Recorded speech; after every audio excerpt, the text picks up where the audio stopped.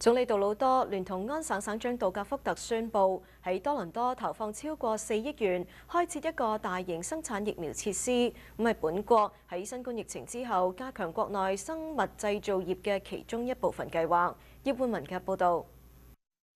呢個本國最大嘅疫苗生產廠，佔地大約20萬平方尺，設於北約克，預計將可以大大提高國內生產百日咳、白喉同破傷風嘅兒童同成人疫苗劑量。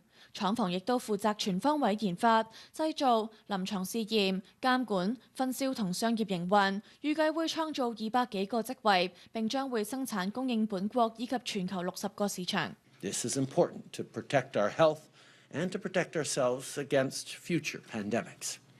We've been hard at work with strategic investments and we've been delivering results. Today is another major step in the right direction.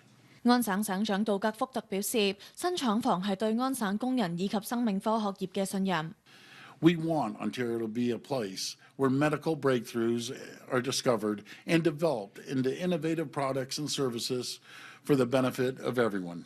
生產廠為全球生物製藥公司 Sanofi， 總部位於法國巴黎，係世界上第5大製藥企業，產品針對心血管疾病、腫瘤、糖尿同流行病等等。該公司獲得聯邦政府同省府各4億1500萬元同5500萬元嘅資助設廠，預計將會喺2026年建成。